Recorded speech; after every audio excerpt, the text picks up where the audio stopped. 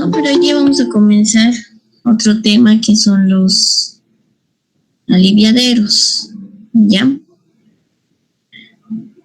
Para el día de mañana me van a listar sus grupos, ¿no? Les decía la anterior semana que me envíen sus grupos hasta el día de mañana. Ya, entonces hasta el día de mañana me avisan si van a continuar con sus mismos grupos de antes, ¿no?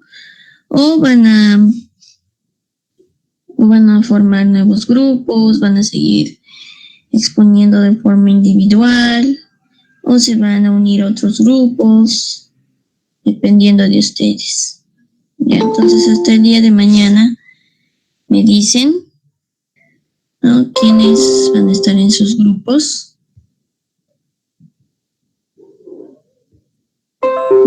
O me confirman si van a seguir con los mismos grupos de antes.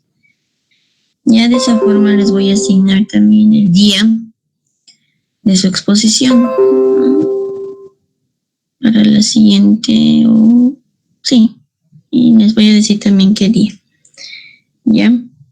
¿Qué día va a comenzar las exposiciones o las defensas? Entonces, comenzando con un nuevo tema, que son los aliviaderos, ¿ya?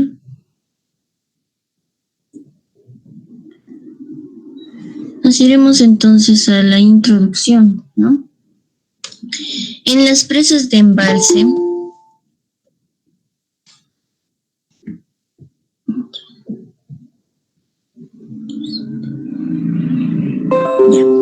en las presas de embalse, ¿no?, los aliviaderos permiten evacuar el agua, ¿ya?, sobrante o el agua de las avenidas que no cabe, ¿no?, en el volumen de almacenamiento disponible.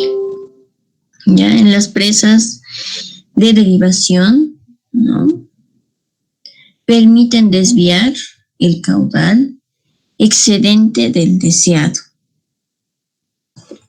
¿ya?, que entre en el sistema de derivación, ¿no? Normalmente el caudal excedente ya se toma de la parte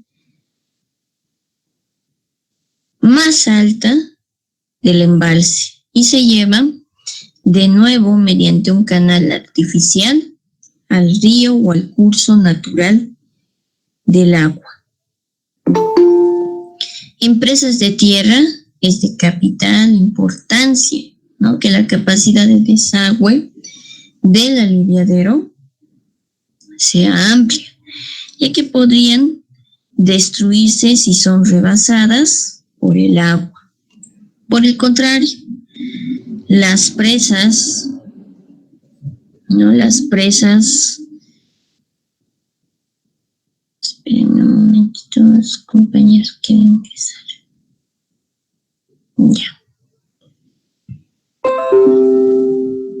Ya, como les decía, por el contrario, las presas de hormigón pueden resistir un pequeño vertido por coronación.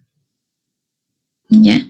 La frecuencia, eficiencia de funcionamiento del vertedero, ¿no?, debería ser determinada, ¿ya?, por las características de escorrentía de la cuenca, las cuales, ¿no?, incluyen la naturaleza del aprovechamiento.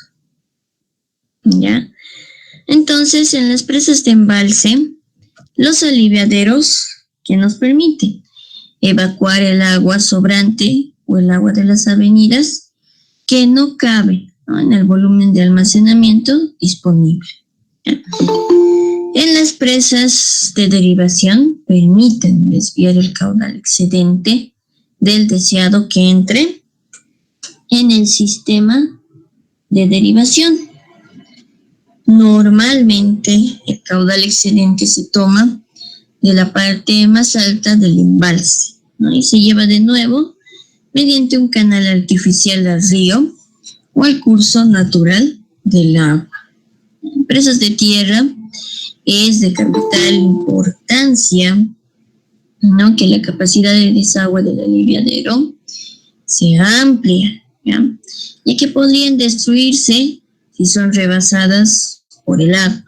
Por el contrario, las presas de hormigón pueden resistir un pequeño vertido por coronación, ¿no? Y la frecuencia de funcionamiento del vertedero debería ser determinada por las características de escorrentía de la cuenca, las cuales incluyen la naturaleza del aprovechamiento. ¿Ya? Ahora, las presas situadas sobre los ríos principales con un gran potencial de escorrentía, ¿no?, deberían ser clasificadas, sin lugar a dudas, como presas de alto riesgo. Ahora, las pequeñas presas construidas en cauces aislados, en áreas rurales, donde la posible rotura no puede ocasionar pérdidas humanas ni daños materiales superiores a la capacidad económica del promotor, pueden ser clasificadas como de poco riesgo, ¿ya? Ahí en la figura podemos ver los aliviaderos en la presa de Leófala, ¿no?, en Oklahoma. Es un ejemplo de un aliviadero. ¿Cuál es la relación ahora entre la capacidad del aliviadero y el volumen de regulación? Nos dicen, cuando la misión de una presa no sea embalsar el agua, el aliviadero debe tener capacidad suficiente para evacuar la punta de la avenida.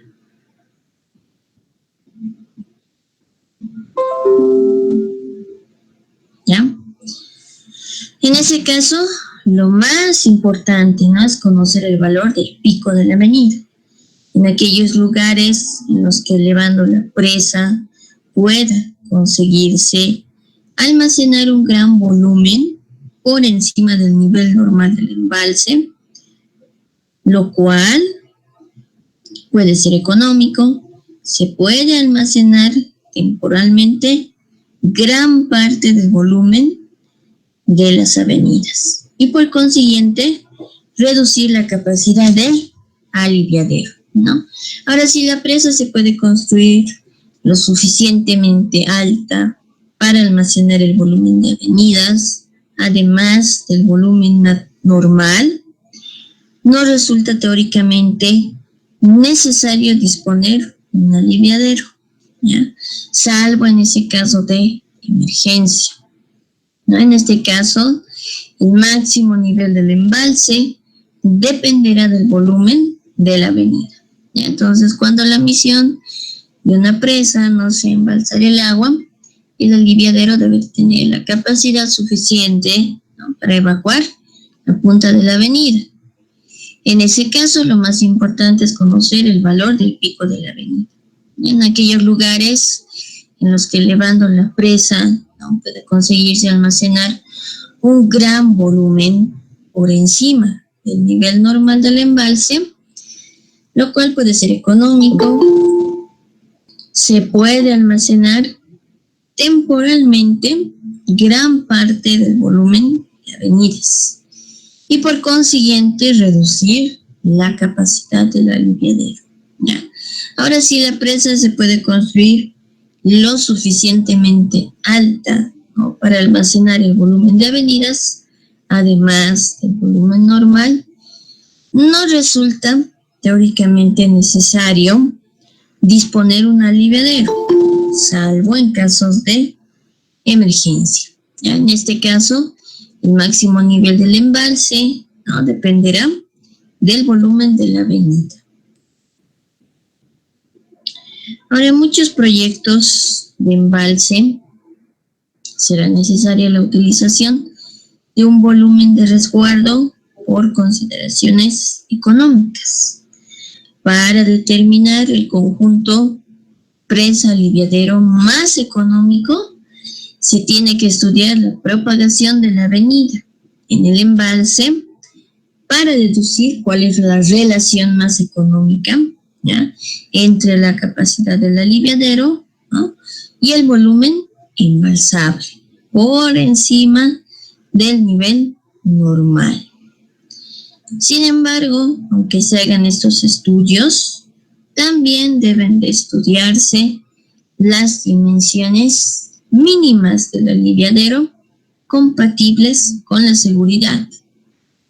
Entonces, en muchos proyectos del embalse va a ser necesaria la utilización de un volumen de resguardo por consideraciones económicas, ¿no?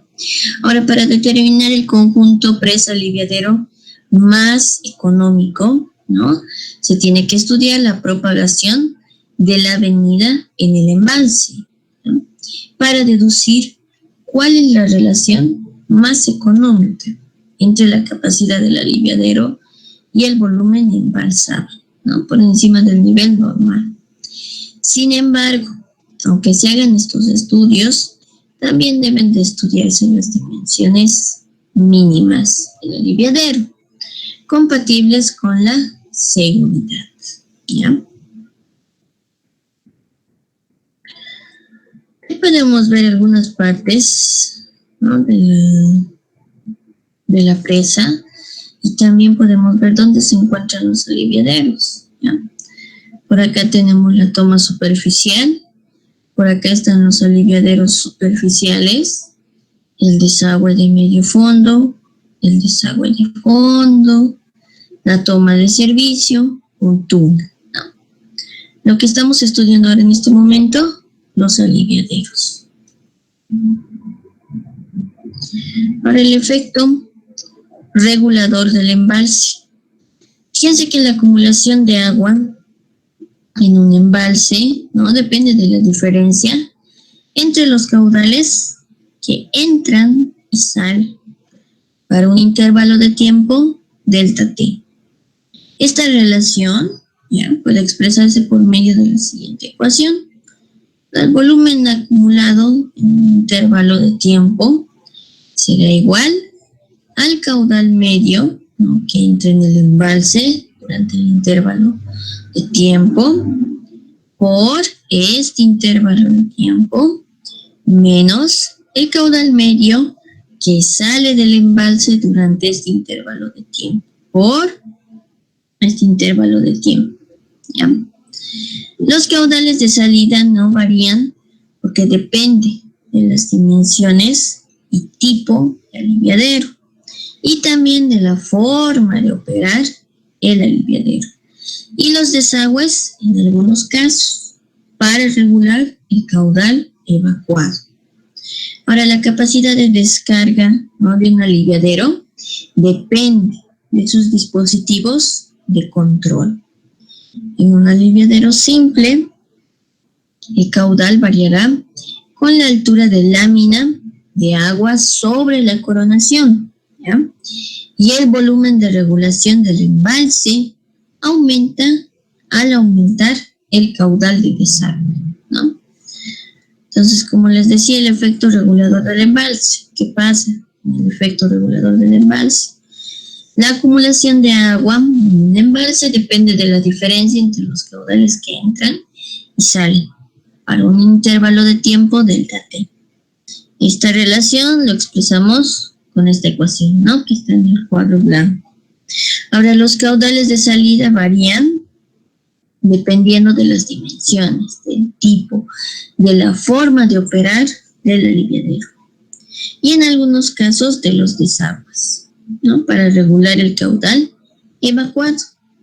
Ahora, la capacidad de descarga de un aliviadero depende de sus dispositivos de control, ¿ya? En un aliviadero simple, el caudal variará con la altura de lámina de agua sobre la coronación y el volumen de regulación del embalse, ¿no?, aumenta al aumentar el caudal de desagüe. Seguimos con el efecto regulador del embalse. Fíjense que en un aliviadero de compuertas se puede hacer variar el caudal para una misma altura de agua en el embalse accionando las compuertas. Por ejemplo, podemos abrir las compuertas más despacio para dejar que se acumule un cierto volumen antes de abrirlas completamente, ¿ya? Entonces, en un aliviadero de compuertas se puede hacer variar el caudal para una misma altura de agua en el embalse, ¿no? Accionando las compuertas. Por ejemplo, podemos abrir las compuertas más despacio para dejar que se acumule un cierto volumen antes de abrirlas completamente. Ahora nos iremos a la elección del tamaño y tipo de aliviadero, ¿ya? Para la determinación de la combinación óptima del volumen del embalse y la capacidad del aliviadero necesario para el caudal del proyecto, ¿no? Hay que tener en cuenta todos los factores hidrológicos, hidráulicos, de diseño, de costo y de daños posibles. En un estudio, ¿no?, de este tipo, y siempre que sea posible, deberán considerarse factores tales como los siguientes: las características del hidrograma de la avenida del proyecto, los daños que se producirían por la avenida si no existiera la presa, ¿no?, los daños que se producirían en el caso de rotura de la presa o el aliviadero, ¿ya?, el incremento o disminución de los daños aguas arriba y debajo de la presa, el incremento del costo al ir incrementando la capacidad de los aliviaderos, el uso de desagües combinados que tengan más de una función. Por ejemplo, controlar desembalse y controlar el paso de avenidas.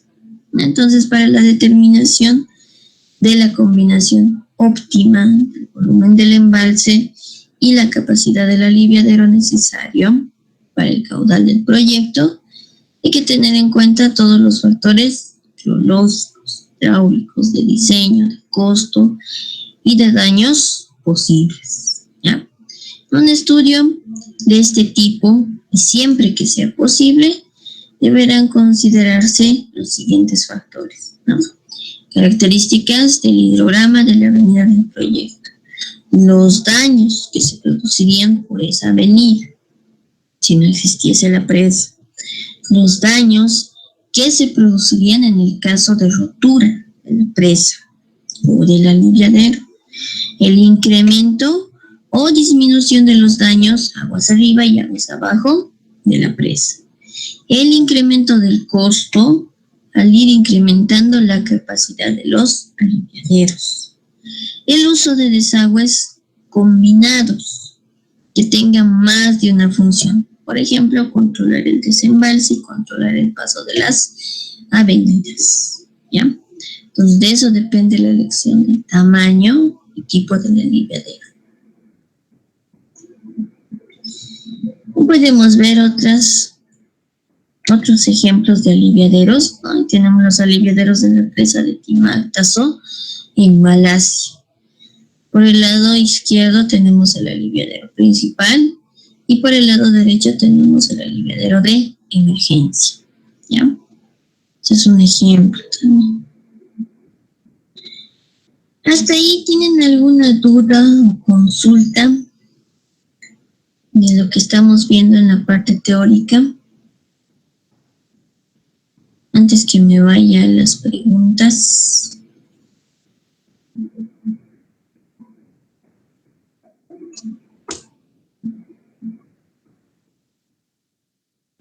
Ya. Voy entonces con la primera pregunta. ¿Para qué nos sirve un aliviadero? ¿Qué es un aliviadero? Es el que permite evacuar el agua sobrante. Ya, muy bien, es el que permite evacuar el agua sobrante.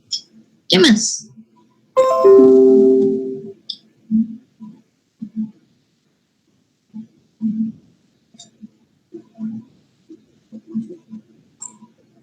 Ya, muy bien, les decía, ¿no? Las presas de embalse, los aliviaderos permiten evacuar el agua sobrante, como nos decía su compañero, o el agua de las avenidas que no cabe en el volumen de almacenamiento disponible. También les decía que en las presas de derivación permiten desviar el caudal excedente del deseado que entre en el sistema de derivación. ¿Ya? En presas de tierra, ¿no? Es de capital importancia que la capacidad de desagüe de los limpiaderos, ya que podrían destruirse si son rebasadas por el agua. Por el contrario, las presas de hormigón pueden resistir el pequeño vertido por su coronación. Ya, eso les indicaba por aquí.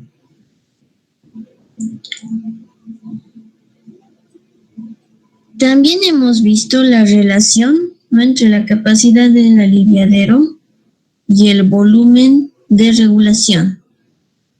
¿Qué nos decían por ahí? ¿Qué nos decían de la relación entre la capacidad del aliviadero y el volumen de regulación?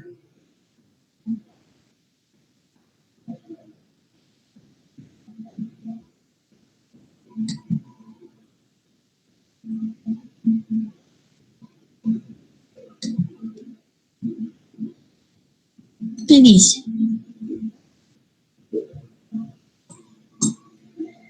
Nos decían, por ejemplo, que cuando la misión de una presa no sea embalsar el agua, el aliviadero debe tener la capacidad suficiente para evacuar la punta de la avenida. En ese caso, lo más importante es conocer el valor del pico de la avenida. Ahora, en aquellos lugares donde se esté elevando la presa, puede conseguirse almacenar un gran volumen, ¿no?, por encima del nivel normal del embalse, lo cual puede ser económico. Se puede almacenar temporalmente gran parte del volumen de las avenidas y por consiguiente, les decía, ¿no?, reducir la capacidad del aliviadero. También en este punto les decía, si la presa puede construirse lo suficientemente alta para almacenar el volumen de avenidas, además del volumen normal, no resulta teóricamente necesario disponer un aliviadero, ¿no?, en caso de emergencia. Ahora, en este caso, el máximo nivel del embalse dependerá del volumen de la avenida. Otro punto que les decía, ¿no?, es en que muchos proyectos del embalse, ¿ya?, será necesaria la utilización de un volumen de resguardo por consideraciones económicas. Ahora, para determinar el conjunto presa-aliviadero más económico, se tiene que estudiar la propagación de la avenida, ¿no?, en el embalse, para deducir cuál es la relación más económica entre la capacidad del aliviadero y el volumen embalsable, ¿no?, por encima del nivel normal. Sin embargo, es decir, aunque se hagan estos estudios, también deben de estudiarse las dimensiones mínimas del aliviadero compatibles con la seguridad. ¿Ya? Les mostraba dónde se encuentran los aliviaderos en una represa, ¿no? Si les muestro las partes de una represa, por aquí están los aliviaderos. También hemos hablado del efecto regulador del embalse. ¿Qué nos decían acerca del efecto regulador del embalse?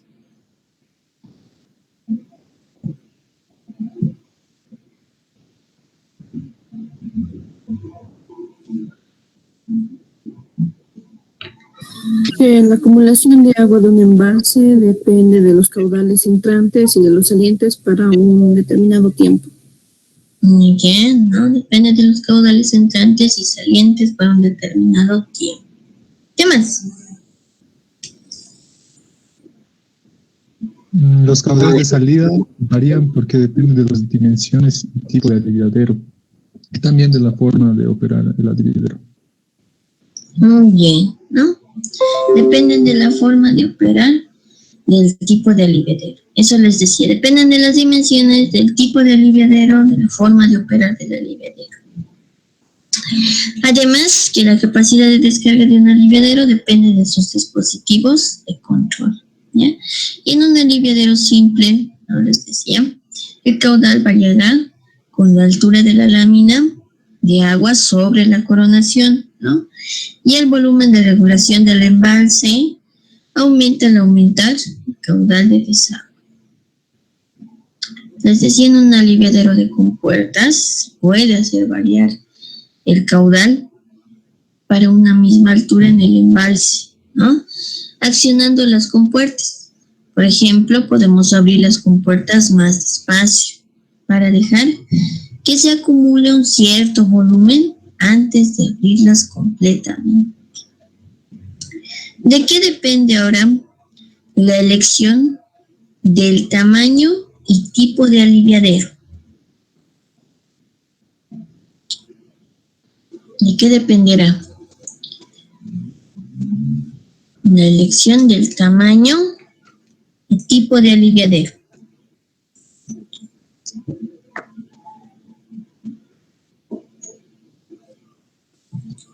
¿Qué dice? Les había dado varias características. ¿Cuáles eran esas características?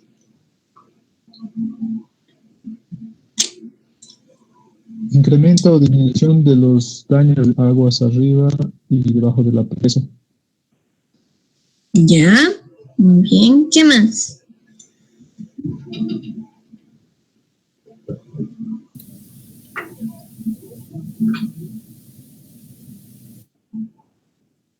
Además de eso, ¿qué más?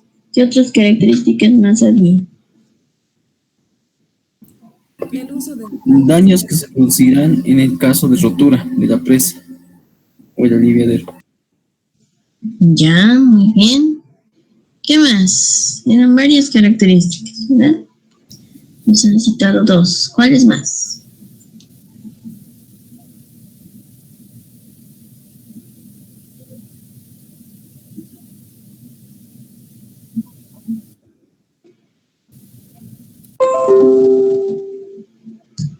Ya.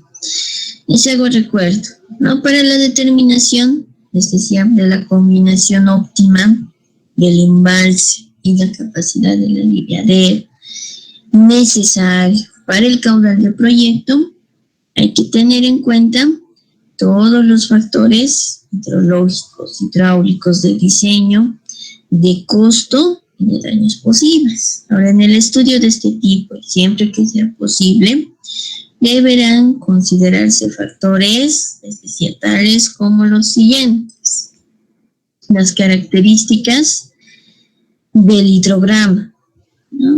De la avenida del proyecto, es decir, los daños que se producirían por la avenida si no existiera la presa, los daños que se producirían en el caso de rotura de la presa o del aliviadero, ¿no? Que nos decían uno de sus compañeros. El incremento o disminución de los daños a aguas arriba y aguas debajo de la presa. El incremento del costo al ir incrementando la capacidad de los aliviaderos.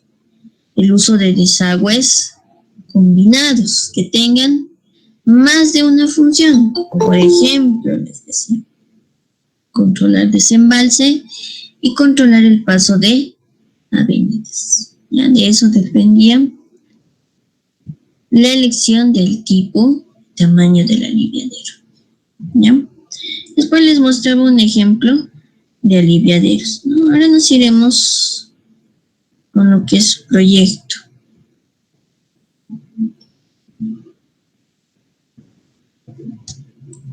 Ya.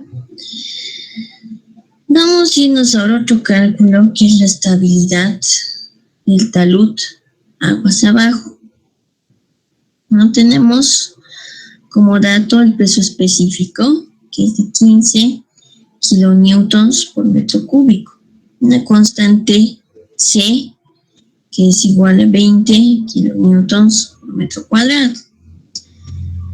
Y una constante F de 21.8 grados. ¿Ya? Tenemos entonces la siguiente fórmula para calcular lo que es el factor de seguridad, ¿no? La sumatoria de los deltas Ln por este factor C por la sumatoria del peso por el coseno de alfa por la tangente de phi. Todo esto dividido entre la sumatoria del peso por el seno de alfa. ¿Bien? Entonces, en una segunda tabla vamos a tener lo que es el número de fragmentos, ¿no? En este caso tenemos 5 fragmentos. Las alturas, su pene, en metros. Y el área, en metros cuadrados. Por ejemplo, para el número de fragmento 1, la altura sub n es 6.67 y mi área es 58.34 metros cuadrados. Para el fragmento 4, mi altura sub n es 6.72 y mi área es 80.49 metros cuadrados. Ahora, ¿cómo hallamos ese peso, ese WN que tenemos en esta fórmula? Vamos calculando de la siguiente forma. Peso sub n sería igual al peso específico por el área. El peso específico que nos dan de dato por aquí. Aquí me está anotado. Vamos a anotar como una Y. Ese es el valor que estamos utilizando justamente. Fíjense, por acá está como 15. ¿No? 15 kilonewtons por metro cuadrado. Ese valor lo multiplicamos por el área. Por ejemplo, para el fragmento 1, nuestra área es de 58.34 metros cuadrados. Entonces, ese mismo valor lo multiplicamos por todas las áreas, ¿ya? De cada fragmento, ¿no? Y con eso vamos calculando este peso que estará en kilonewtons por metro, ¿ya? Kilonewtons por metro. No se olviden de la multiplicación del peso específico por cada área de cada fragmento. ¿Ya? 15 por 58.34, 15 por 125.82, 15 por 36.12. Tenemos ese valor. Después, en la fórmula también veíamos un seno de alfa n y un coseno de alfa n. ¿Ya? Esos valores de alfa n los vamos a tener también de dato. ¿Ya? En este caso, por ejemplo, para el fragmento 1, 53. Para el fragmento 2, 32. ¿No? Para el fragmento 4, menos 8. Y así sucesivamente. Entonces, con ese valor de ese alfa, podemos calcular el seno de alfa y el coseno de alfa. Por ejemplo, el seno de 53 grados es 0.80. Ahora, el coseno de 53 grados será 0.60. ¿Ya? De la misma forma, lo calculamos para los demás ángulos, tanto el seno de 32 como el coseno de 32, el seno de 11 como el coseno de 11, y así sucesivamente vamos completando la tabla. Este delta N sub n igualmente lo tenemos de dato, ¿ya? Para todos los fragmentos va a ser 11.806 metros, ¿no? Para todos los fragmentos, ¿ya? Y ya tenemos entonces, teníamos al principio el número de fragmentos, las alturas, las áreas, hemos calculado los pesos, multiplicando el peso específico por el área, teníamos de dato los valores de los alfas, hemos calculado el seno de alfa, el coseno de alfa, tenemos de dato los deltas L's, calculamos su sumatoria, y ahora lo que tenemos que calcular en la columna 9 y 10 es lo siguiente: multiplicar este peso sub n por el seno de alfa. En la columna 10 tenemos que multiplicar este peso sub n por el coseno de alfa, ¿no? Por eso está acá. Por ejemplo, digamos para el fragmento 1, nuestro peso sub n es 875.10 por el seno de alfa, pero en nuestro caso es 0.8, lo que nos da como resultado 698.89, ¿ya?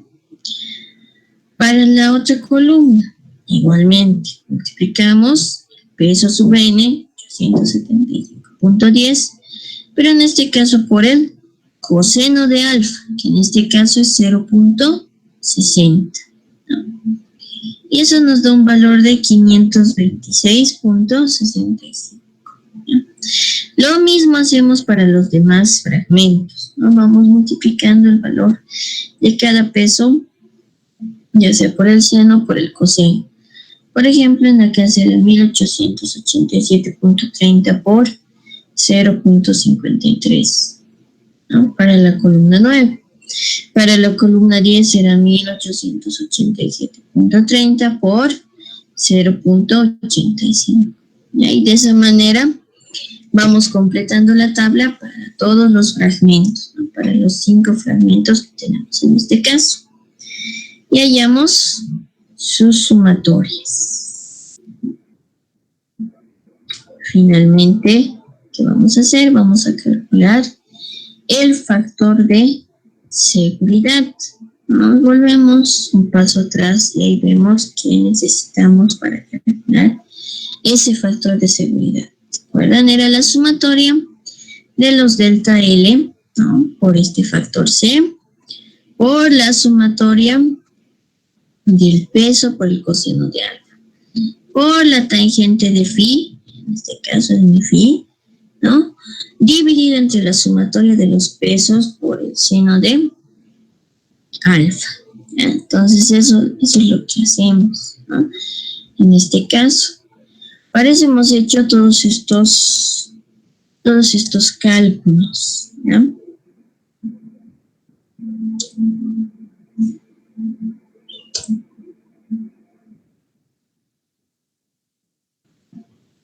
Para poder calcular justamente ese valor de, o ese factor de seguridad, ¿no? Entonces, por ahí ese es el valor de phi que nosotros vamos a utilizar para este caso, ¿no? Para este ejemplo. ¿Ya?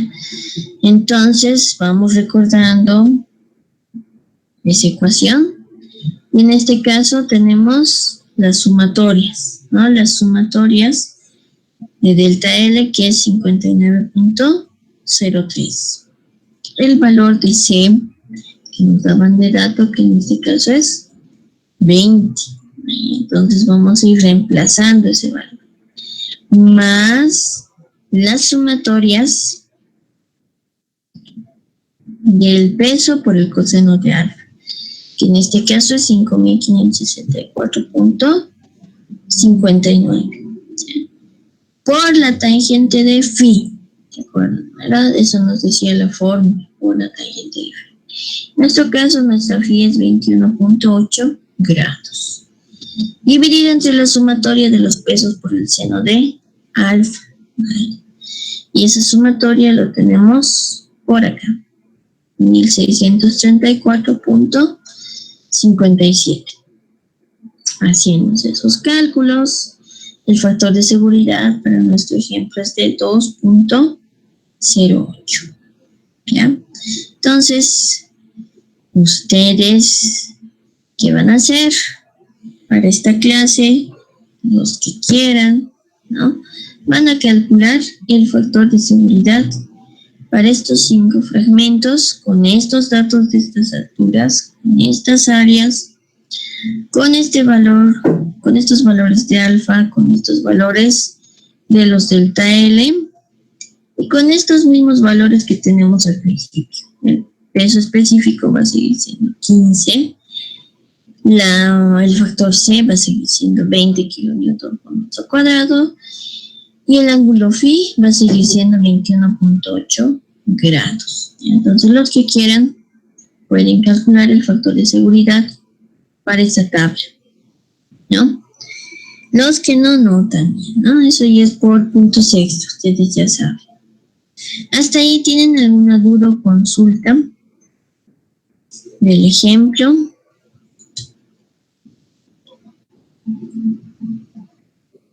Genera una pregunta. Dime. En la parte en la cual está el cuadro, donde dice estabilidad de talud aguas abajo, columna 9, 10, estaba explicando usted que WN por el seno de alfa tenía que darnos 698.89. He multiplicado eso y como me sale 700.08, entonces nos aconseja redondearlo a la serie decimal, cuarta decimal o... Les aconsejaría que lo redondeen a los 3 decimales. Y si es posible, como van a trabajar muchos en Excel, utilicen todos los decimales que puedan. ¿Ya? Todos los decimales utilícenlo. ¿Listo? De la columna 9, si no les da ese valor, lo corrigen. ¿Ya? Pero sí o sí en la multiplicación, ¿no?, de esta columna, es decir, del peso, por, en este caso, por el seno de alfa. O en la columna del peso por el coseno de alfa. ¿Ya? Sí o sí van a utilizar esos cálculos. Y traten de utilizar todos los decimales. Ahora, los que van a hacer de forma manuscrita, ¿no?, porque sus prácticas lo pueden hacer de forma manuscrita o lo pueden hacer de forma digital, dependiendo de ustedes, ¿no? Entonces, utilizan 3 decimales. Ahora, los que puedan hacerlo de forma digital utilizan todos los decimales, ¿ya? Para que el factor de seguridad que nos da el último nos dé de una forma más precisa. ¿Listo? Gracias, ingeniera. El factor decimal es adimensional, ¿verdad? Sí, es adimensional. No tiene unidades el factor de seguridad. ¿Ya? Gracias. Listo. Este punto también que estamos viendo, lo han debido ver en la materia de suelos, o los que todavía no han llevado, lo van a ver también en la materia de suelos, ¿ya?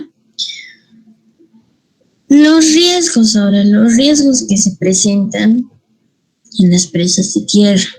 Fíjense que la cartografía, ¿no?, de las zonas de inundación potencial debe reflejar el estado actual de ocupación, principalmente en lo referente a las viviendas, estructuras habitadas, servicios esenciales, ¿no? En los casos en que estén aprobados planes de urbanismo u otras figuras de planeamiento, debe tenerse en cuenta su existencia y efectos de prever el estado futuro de ocupación. ¿No? Las afecciones y daños potenciales, ¿ya?, serán función de las variables hidráulicas obtenidas con la modelación hidráulica de la propagación de la onda de rotura, teniendo que evaluar en general los efectos del calado y la velocidad. Para ello, se emplearán como ayuda al juicio ingenieril, ¿no?, relaciones empíricas entre productos del calado y la velocidad y afecciones, donde se divide el plano calado-velocidad, entendida está como velocidad media en 3 zonas, ¿ya?, que corresponden a las situaciones de no afectación, afección, y a un área intermedia de indefinición, en la que la valoración de la afección es función del concreto, ¿no?, del caso concreto, a evaluar por aplicación del juicio en general. Entonces son los riesgos que podemos ver en las presas de tierra. ¿No? Con eso terminaríamos la parte de su proyecto. ¿Tienen alguna duda o consulta hasta ahí de todo de la diapositiva 18? Vamos a seguir ahora viendo lo que son los aliviaderos. Ya vamos a volver a la parte teórica.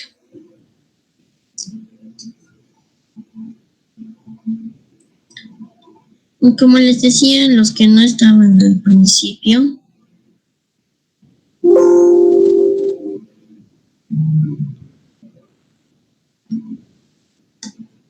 que me manden sus grupos hasta el día de mañana, ¿no? Quiénes van a estar en sus grupos, si van a seguir con el mismo grupo, o tal vez van a estar con otros grupos, dependiendo de su situación, o van a seguir exponiendo de forma individual o no, ¿no? Entonces me avisan hasta el día de mañana, ¿ya? Si van a seguir con el grupo o no van a seguir con su grupo, o van a cambiar de grupos. Ingeniera, disculpe. Entonces continuaremos con los... buen día. ¿Cuál es tu consulta? Esta vez del proyecto, ¿de qué se va a tratar? ¿Se va a tratar además de cálculo? Sí, van a hacer el diseño de una presa de tierra. Les decía en anteriores clases, el día de mañana ya les voy a mandar los datos que van a utilizar para el diseño de su presa de tierra. Entonces, con esos datos van a calcular, van a diseñar la presa de tierra. Tal y como lo hemos visto, ¿no? En las anteriores clases. De acuerdo, eso lo van a diseñar. Y lo que estamos viendo también en este ciclo, ¿no? Parte del diseño, parte de los cálculos, lo estamos viendo en este ciclo. Pero la mayor parte lo hemos visto en el anterior ciclo. Eso está en sus diapositivas. De todas formas, igual les voy a hacer un repaso de todo lo que hemos visto en el anterior ciclo para su proyecto. ¿Listo? Ingeniera, una pregunta más, ingeniera. Dime. Y quería preguntar sobre las notas, si ya está en el sistema. Ya están en sistema desde hace tiempo. Antes de que comencemos este ciclo, ya estaban las notas en sistema. Ya, entonces pueden verlo, pueden revisarlo. Si es que no pueden verlo, me avisan, ¿no? Si es que tienen algún problema con la plataforma, ¿ya? Les decía que a la mayoría les había ido bien, pero a algunos no les ha ido bien justamente porque no han presentado su proyecto, porque no han presentado sus prácticas o porque simplemente no han presentado su examen, ¿no? Por eso no les ha ido bien a algunos, que deben ser unos 2 o unos 3 de sus compañeros. A los demás les ha ido bien.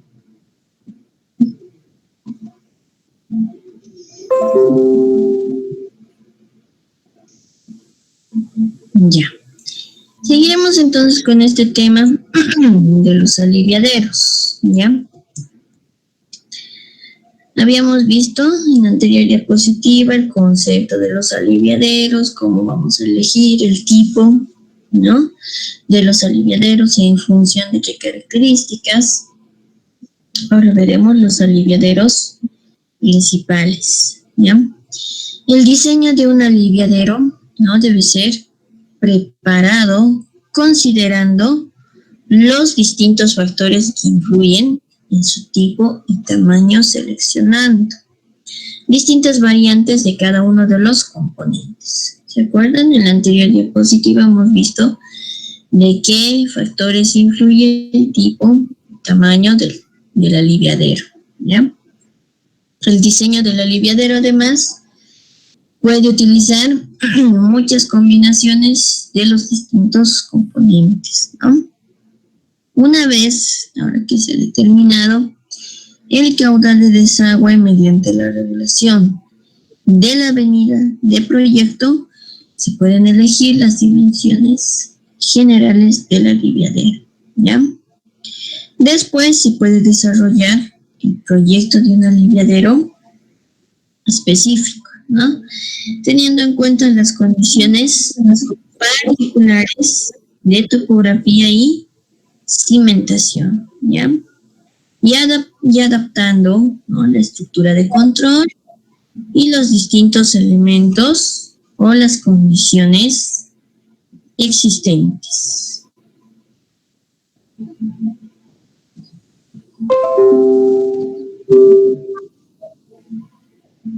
Un momentito los voy a silenciar, ¿ya?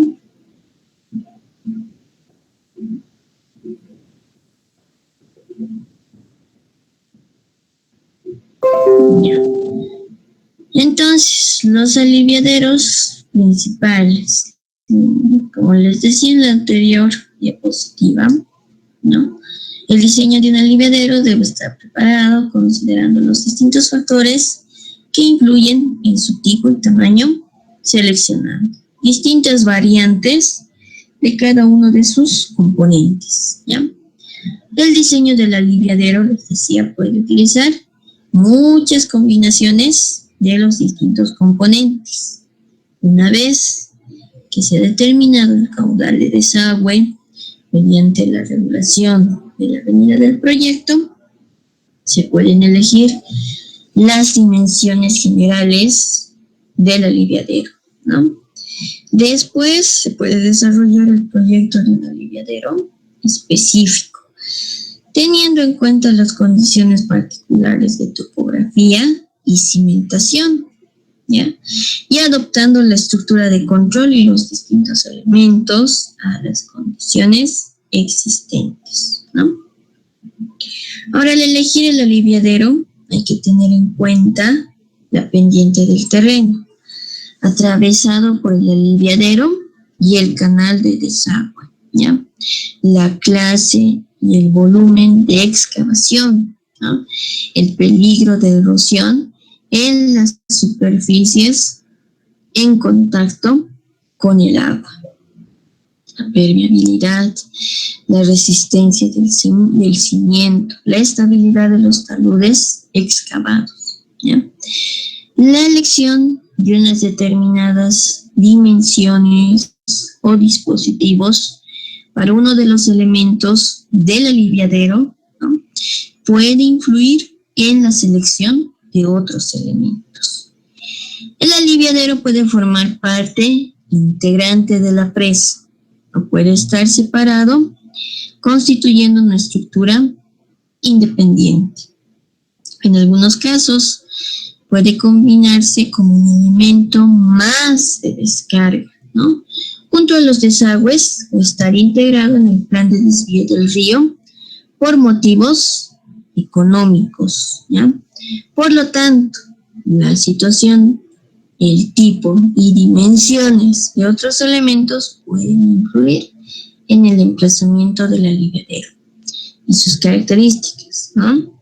La decisión final deberá estar presidida por criterios económicos, efectividad hidráulica y aptitud estructural. Entonces, al elegir el aliviadero, vamos a tener en cuenta la pendiente del terreno, ¿no?, que va a estar atravesado por el aliviadero y el canal de desagüe. La clase y volumen de la excavación, el peligro de erosión en las superficies en contacto con el agua, la permeabilidad y la resistencia del cimiento y la estabilidad de los taludes excavados, ¿ya? La elección de unas determinadas dimensiones o dispositivos para uno de los elementos del aliviadero puede influir en la selección de otros elementos, ¿no? aliviadero puede formar parte integrante de la presa o puede estar separado, constituyendo una estructura independiente, ¿ya? En algunos casos puede combinarse como un elemento más de descarga, ¿no? Junto a los desagües o estar integrado en el plan de desvío del río por motivos económicos, ¿ya? Por lo tanto, decimos, la situación, el tipo y las dimensiones de otros elementos pueden influir en el emplazamiento del aliviadero y sus características, ¿no? Para la decisión final deberá estar presidida por criterios económicos, efectividad hidráulica, aptitud estructural e incluso criterios ambientales. Les muestro igual un ejemplo, que son los aliviaderos de la represa del Burí en Venezuela, ¿ya? Ahora, ¿cuáles serán los componentes del aliviadero? Primero tenemos las estructuras de control, ¿no? Uno de los principales elementos del aliviadero es el dispositivo de control, que regula el caudal de desagüe. El elemento de control limita o previene la salida de caudales por debajo de los niveles fijados del embalse y regula el desagüe, ¿ya?, cuando el nivel sube por encima de dicho límite, ¿no? La estructura de control puede consistir en un umbral, un vertedero, un edificio y una tubería. Ahora, las características de control. Una tubería puede variar con la altura de carga. Un conducto subterráneo funciona como vertedero cuando la altura de agua es pequeña y no está totalmente sumergido, y como orificio cuando lo está, ¿ya? Para cargas todavía mayores, ¿no?, el conducto funcionará totalmente lleno y tendrá las características de una tubería a presión, ¿ya? Entonces, uno de los componentes o de los principales elementos del aliviadero es el dispositivo de control, que regula el caudal de desagüe, ¿no? El elemento de control limita o previene la salida de caudales por debajo de los niveles fijados del embalse. Y además regula el desagüe cuando el nivel sube por encima de dicho límite. La estructura de control puede consistir en un umbral, un vertedero, un orificio o una tubería. Ahora, las características de control en una tubería pueden variar con la altura de carga. Un conducto subterráneo, ¿ya?, funciona como vertedero, ¿no?, cuando la altura de agua es pequeña y no está totalmente sumergido, y como orificio cuando lo está, ¿ya? Para cargas todavía mayores, ¿no?, el conducto funcionará totalmente lleno y tendrá las características de la tubería a presión. Ahora, las estructuras de control, ¿no?, también pueden tener distintas ubicaciones y formas. El umbral del vertedero puede ser plano, recto, curvo, semicircular, en forma de U o circular, ¿no? Los orificios de control pueden estar colocados en posición horizontal, inclinada o vertical, ¿ya? Las tuberías pueden situarse verticalmente, horizontalmente o inclinadas, ¿no? Pueden ser rectas, curvas o adecuarse con un perfil. Pueden ser circulares, cuadradas, rectangulares, en forma de herradura o cualquier otra sección transversal, ¿ya? El vertedero puede ser de pared delgada, pues sección transversal en forma de ojiva o cualquier otra, ¿no? Los orificios pueden tener los bordes cuadrangulares o redondeados, ¿ya? Entonces, las estructuras de control pueden tener distintas ubicaciones y formas, ¿no? El umbral del vertedero puede ser en planta, recto, curvo, semicircular, en forma de U o circular. Los orificios de control pueden estar en forma horizontal, inclinada o vertical.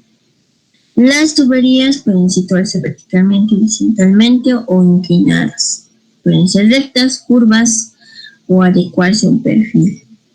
Pueden ser circulares, cuadradas, rectangulares, en forma de herradura o cualquier otra sección transversal, ¿no? El vertedero puede ser de pared delgada o puede ser de pared gruesa, de sección transversal, en forma de ojiva o cualquier otra. Los orificios pueden tener los bordes cuadrangulares o redondeados, ¿ya? Otro componente, ¿no?, del aliviadero es el canal de desagüe, ¿ya? El caudal desaguado, ¿no?, a través de la estructura de control se lleva normalmente al cauce del río aguas abajo mediante un canal de desagüe. Existen excepciones en que los aliviaderos tienen caída libre, ¿ya?, desde la coronación de una presa en arco o bien atraviesan la ladera de la montaña, ¿no?, y salen en cascada a aguas abajo del estribo, ¿ya? Ahora el canal, ¿no?, puede tener una pendiente muy variable. La sección transversal puede ser rectangular, trapezial, circular o de otro tipo, ¿ya? Y puede ser ancho, estrecho, largo o corto, ¿no? Los canales abiertos excavados en el terreno generalmente siguen el perfil natural de este. En planta, los canales abiertos pueden ser rectos o tener algunas alineaciones curvas, ¿ya? Entonces, ¿qué pasa en el canal de desagüe? Es justamente por el cual el caudal desaguado pasa a través de la estructura de control. Y esto generalmente se lleva al cauce del río aguas abajo, mediante justamente este canal de desagüe, ¿no? Ahora, existen excepciones en que los aliviaderos tienen caída libre desde la coronación de una presa en arco, o bien atraviesan la ladera de una montaña y salen en cascada a aguas abajo del estribo. El canal puede tener una pendiente muy variable. La sección transversal, les decía, puede ser rectangular, trapezial, circular o de otro tipo. Puede ser ancho, estrecho, largo o corto, ¿no? Los canales abiertos o excavados en el terreno generalmente siguen el perfil natural de este, ¿ya? En planta, los canales abiertos pueden ser rectos o tener algunas alineaciones curvas, ¿no? Finalmente, los canales de desagüe pueden dejarse sin revestir o pueden revestirse, pero han de ser resistentes a la erosión, ¿ya?, producida por las altas velocidades, ¿no?, del agua y suficientemente fuertes para resistir las fuerzas producidas por los rellenos de terreno, ¿no?, las subpresiones, las cargas de agua, entre otros, ¿ya? Todos los canales de desagüe pueden dejarse sin revestir o no revestirse, pero han de ser resistentes a la erosión producida, ¿no?, por las altas velocidades del agua, suficientemente fuertes para resistir las fuerzas producidas por los rellenos de terrenos, supresiones, cargas de agua, entre otros. ¿Ya? Otro componente, ¿no?, son las estructuras terminales. Y es de que cuando el aliviadero conduce el agua desde el nivel del embalse al nivel del río aguas abajo, la energía potencial se convierte en cinética. Esta energía se manifiesta en forma de velocidades elevadas, que de impedirse se transforman en altas presiones. Por lo tanto, normalmente deben ponerse medios para evitar arrastres o erosiones al pie de la presa o daños a las estructuras adyacentes, ¿ya?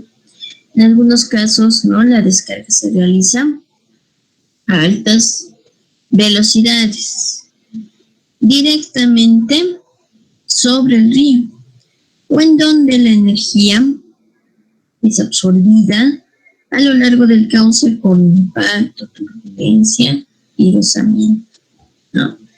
Esta solución es adecuada cuando existe un cauce de roca existente a poca profundidad y a lo largo de los estribos, ¿no?, o cuando la salida del aliviadero está a suficiente distancia de la presa o de cualquier otro elemento, ¿ya?, para impedir daños por arrastre, erosión y socavaciones, ¿no?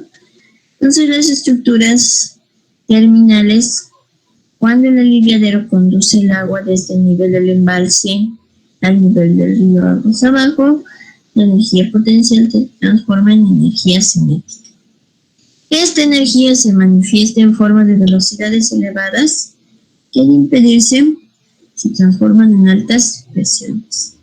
Por lo tanto, normalmente deben ponerse medios para evitar arrastres o erosiones al pie de la presa, daños en las estructuras adyacentes.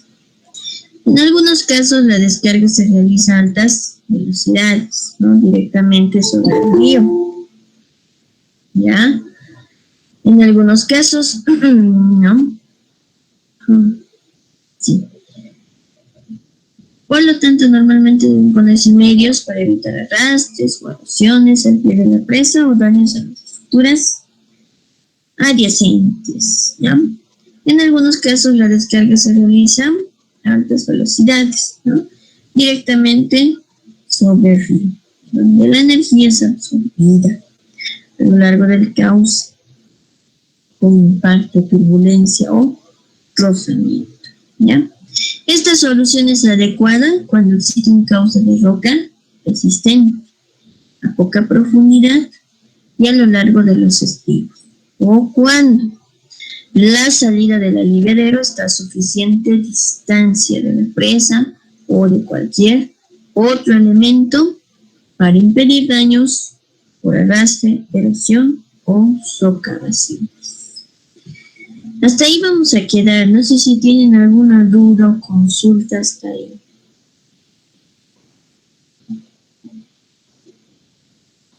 Entonces, no se olviden, el día de mañana,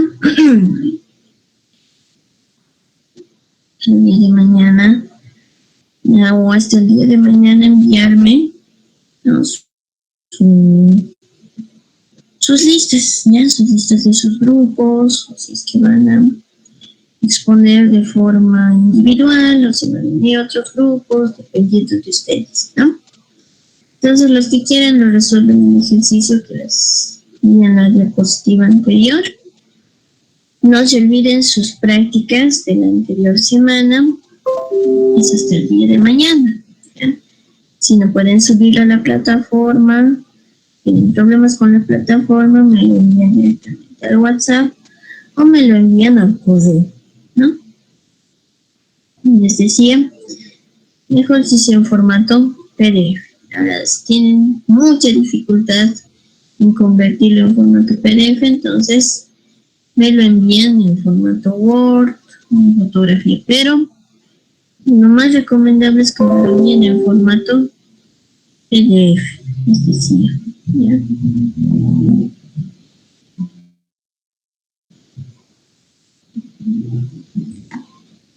Entonces, ¿tienen alguna duda o consulta hasta ahí de todo lo que hemos avanzado?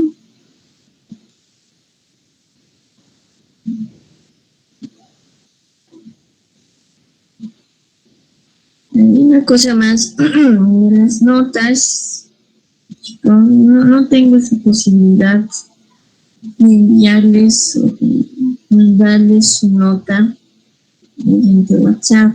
Eso es algo que no me permite la universidad. Lo único que podría decirles es si están bien o si están mal en el ciclo, ¿ya? Eso sí tendrían que arreglar, ¿no?